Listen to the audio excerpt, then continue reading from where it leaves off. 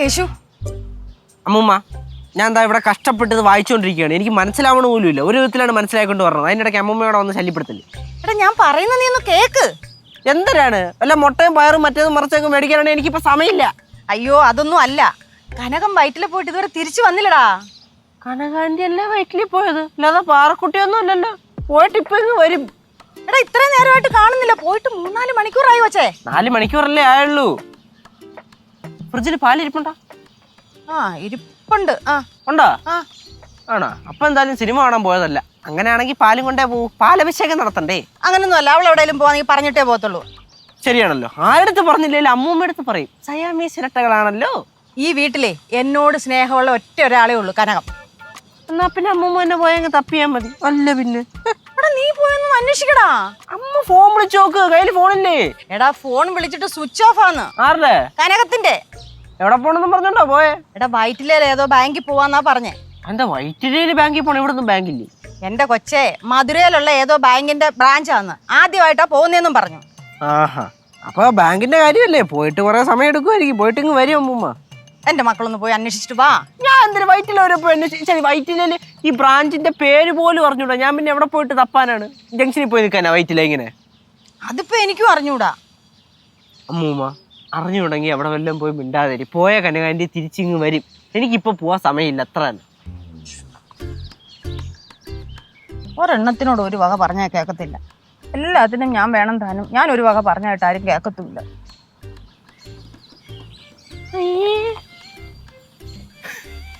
അമ്മൂമ്മ വിഷമിക്കണ? ഇപ്പൊ എന്തിനാണ് സങ്കടപ്പെടുന്നേ? നിന്നോടൊന്ന് പോയിട്ട് വരാൻ പറഞ്ഞിട്ട് നീ കേൾക്കുന്നില്ലല്ലോ. ഇപ്പൊ അന്വേഷിച്ച പ്രശ്നം തീരുവോ? ഞാനിപ്പോ വൈറ്റിലെ ചെന്ന് വൈറ്റിലുള്ള എല്ലാ ബാങ്കിലും കയറി ഇറങ്ങി കനകാന്റിയും കൊണ്ടേ ഞാൻ വരൂ. പോരെ? മതി.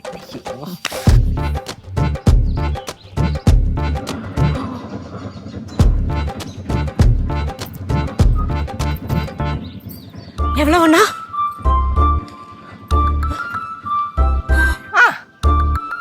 വന്ന് നീ വരട്ടെ.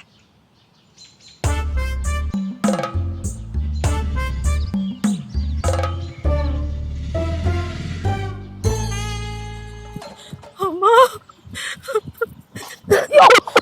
തലേ എന്താ എന്താ? நான் பயந்துட்டேன் அம்மா. എന്തിന്? நான் வழி தட்டி போயிட்டேன். ஆமாண்டா. നീ എന്തോ പറയുന്നത്? എനിക്കൊന്നും മനസ്സിലായില്ല. ஐயோ நான் சொல்லி தரேன் அம்மா.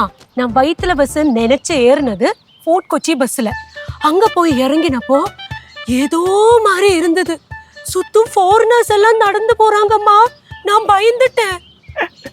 ആന്റി എന്ത് വിചാരിച്ച്? ആന്റി അമേരിക്കയിൽ ചെന്ന് ഇറങ്ങിയെന്ന് വിചാരിച്ചാ? முதல்ல அப்படித்தான் நினைச்சேன்டா. வேற ஏதோ ராஜ்யம் மாதிரி தெரிஞ்சது.